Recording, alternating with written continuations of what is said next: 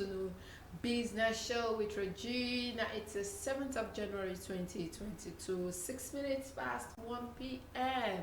It's time for our web series and movie segment today on Business Radio.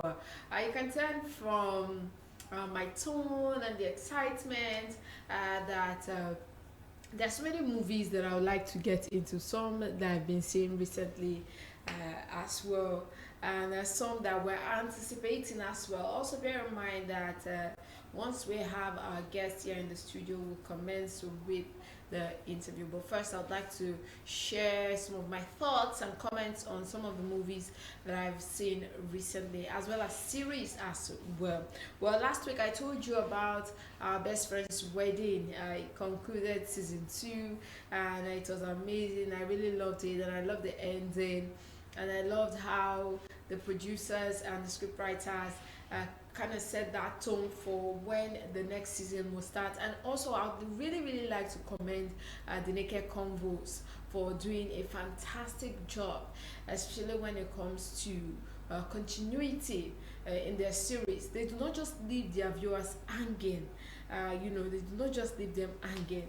And for this 2022, I'm really hoping to see Little Black Book eat screen, and also like to see a new series as well if they have anyone in the works. I'd like to see a new series from them as well. But congratulations and a kudos to all the cast crew of our best friend's wedding on the Naked Combos. Also, Danny is set to launch a new series, a new Ndani original series called Love Like This. And I'm really anticipating this particular series because I know it will leave me nothing short of amazed. Ever since I watched their last series, this one that had nothing in it. But once I remember, I'll let you know. So many series, and sometimes I tend to mix them up, I tell you, but I enjoy every one of them. So we're anticipating Love Like This by Ndani, and I'm sure they'll do a fantastic job with that one as well. But also, I know sometimes subscribers and viewers, they can they can be very annoying to an extent though, because I saw a lot of people complaining that why is it that you people always starting new series and you never continue with the old ones? You left us hanging with Phases, you left us hanging with Skinny Girl and things like that. But just know that people need to put out a new body of work, because day by day they are getting new subscribers, new viewers as well, and they don't just want to be that TV or movie house that just sticks to one particular thing. And I love it. I love when new series come out, especially, and I really loved what they did with the story of Voke, the young man that came to Lagos. They just released the whole 6 episode once, and I really loved that about Ndani. So I'll be looking forward to seeing more from them, especially Love Like This. Also, Red TV during the Yuletide season put out a short movie, Unintentional.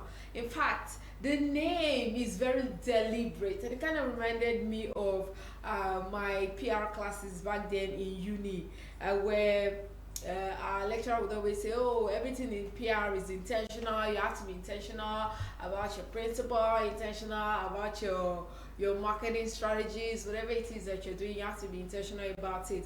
But I tell you, this movie Unintentional by Red TV was a fantastic job. Red TV also is another platform that really knows how to bring it, that really understands the assignment and delivers consistently. Let me put that out there. They are very consistent when it comes to delivering, be it in their casting, the storyline as well. And I'm really anticipating the Men's Club from them this year.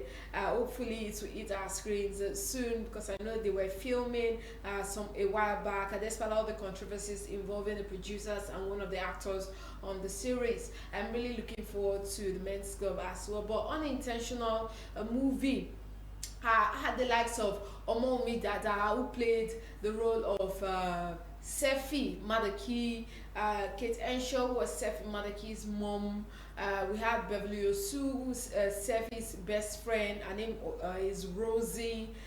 We had who else? Fantastic cast, fantastic cast, and I really really liked the storyline. It's about a young lady who is serving our country during the mandatory national youth service corps, and she was posted to Enugu. Yes, she was posted to Enugu, and she and her friend were supposed to catch a flight back to. They were going to Owerri because the friend first said she wanted to visit her boyfriend that she has never met physically. And I tell you, Beblosu in this movie was a lot of work. She reminded me a lot of one of my friends. I used to think I was a firecracker, but my friend, on the other hand, was a lot of work. She kind of reminded me so much of my friend. And they really kind of complemented each other because Sefi was a more level-headed, calm friend, while Beverly Osu was that friend that would snap at any given point in time. That one that is ready to fight and you check anybody that wants to mess with you. And it was great. I really love their friendship, their bond. I really love their dynamic. And even Efa Iwara, yes, he played the role of what's his name in the movie? Obi. Yes, I think that's his name. He plays the role of Obi in the series, and his dad, the typical young man working for an oil servicing company, doing well for himself, but somehow his love life seems to be suffering. And his parents, his mom was Tinamba. Yes, his mom was Tinamba in the movie.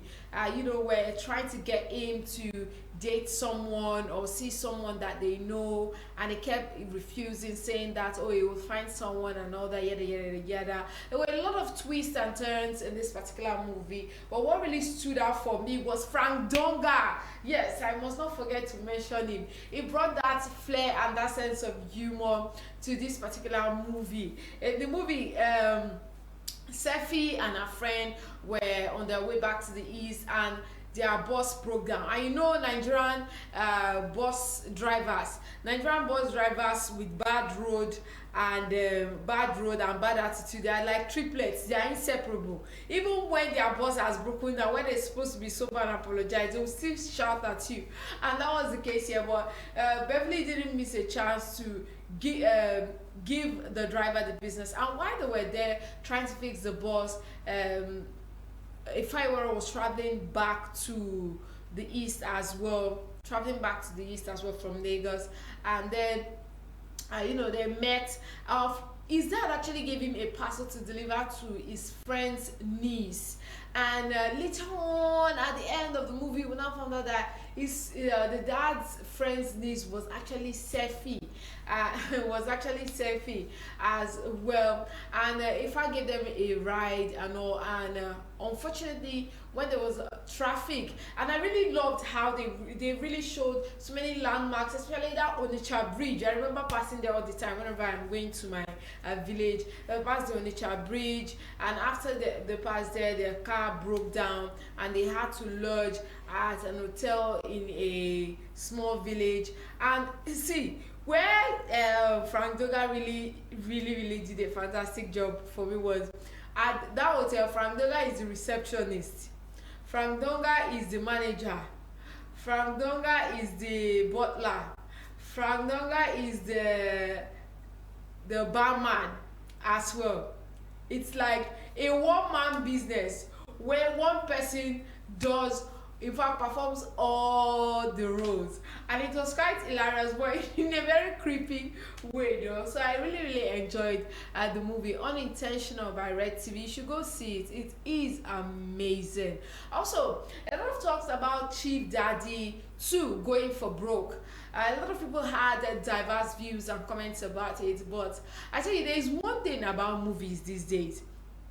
There are times where I'm looking for movies that would challenge me, get me to think, that will intrigue me. And there are times where I just want to watch some feel good movie, just laugh away my sorrow and just feel good about it. And that was what Chief Daddy brought for me. Even though a lot of people had a different perspective to it, they wanted something more serious. But looking from season one, you can clearly tell that it had a lot of comedic aspect to it. So I wasn't expecting too much, but I must really commend the wardrobe manager of this particular movie. Whoever he or she is did a fantastic job with the outfits.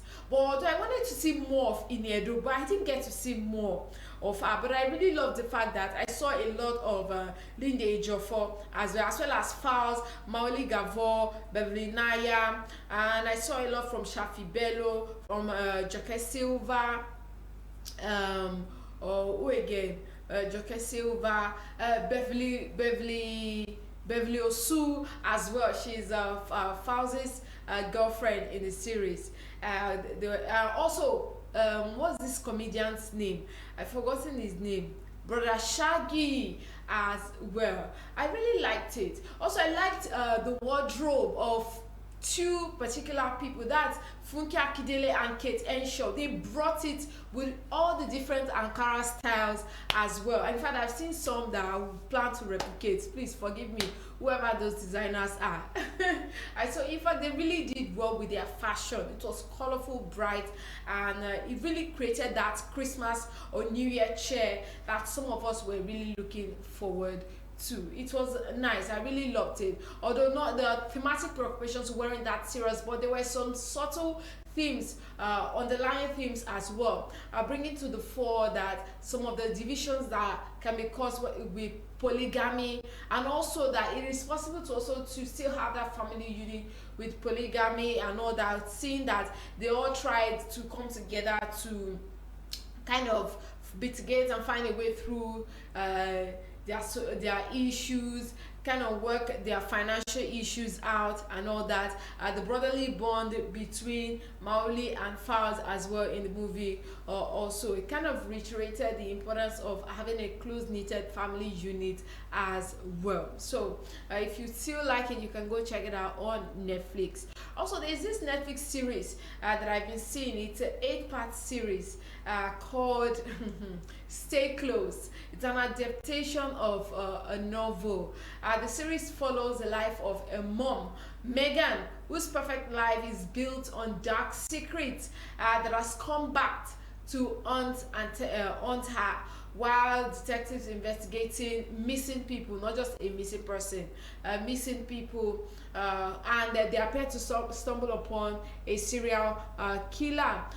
Stay Close, as the series follows the life of 4 strangers who are even more intertwined than the first realize, as past crime begin to unravel and secrets begin to emerge linking the group as well. Also, this particular show is based on Alan Coburn's novel called Stay Close. Alan Coburn's novel Stay Close. I'm on episode 4, and I think before the weekend wraps up, I'll complete the entire show. So I'll do more review next week, Friday. The series also features a star-studded cast, including James Nesbitt, Joe Joyner, Richard Armitage, Eddie Lizard as well. Also, while the book is famously set in Atlantic City, creators of this series decided to give it a closely based Northwest spin. That is, it was shot in Manchester.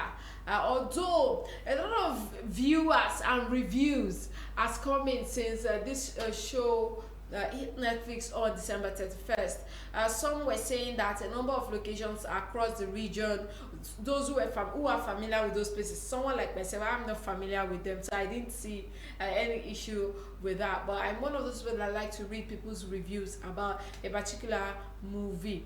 Some were complaining that, some of the regions going from one place to another, they are not close. However, the way it is shot is making it look like these places are close to each other. However, the show is set in a fictitious part of the country where all locations are supposedly next to one another, which was one of the issues that a lot of viewers had with it.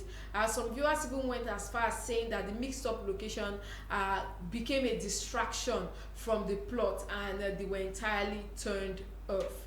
But for me, I'm really looking forward to seeing the outcome of the entire series as well. Yes, that wraps up all the movies that I've seen, but also I'd like to mention some upcoming Netflix shows that I'm really looking forward to. And there's this one that I've watched the trailer, and that is the royal treatment. The young man in Aladdin is in this new movie. It tells the story of New York hairdresser Easy that seizes the chance to work at the wedding of a charming prince, but when sparks them fly, but then they later on fell in love with one another. I've seen it, and it's one of those feel good type of movies as well, so I would see it as well. Also, there's this important Nigerian movie that I'm really anticipating because it highlights a core issue that affects a lot of moms that we do not give a lot of credence to, and that is for Maria Ebun Pataki.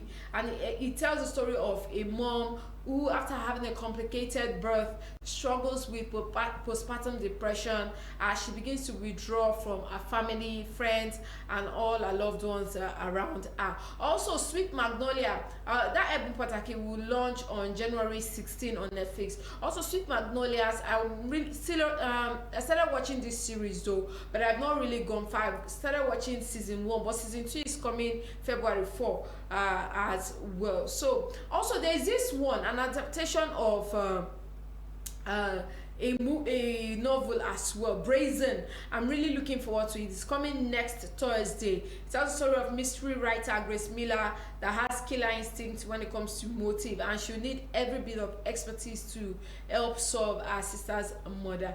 I'm really looking forward to seeing that one as well. So many amazing series and movies launching soon. So check your app. Also subscribe. You can get your subscription for as low as 1,200, so, and watch amazing content. Even though these days I've been struggling a lot with seeing some shows. I've been struggling a lot with some shows, and a lot with identifying good shows, because I don't want to waste my time downloading a show and halfway through I become uninterested and I decide to delete it. It happens to me a lot. So if you know any amazing shows on Netflix, you can recommend them to me via our WhatsApp line 00979100073. Also remember, we're on Facebook at our Brush It Radio NG. After this, I'll go for a short break and I'll be back. That is if my guest is here already to kickstart the interview.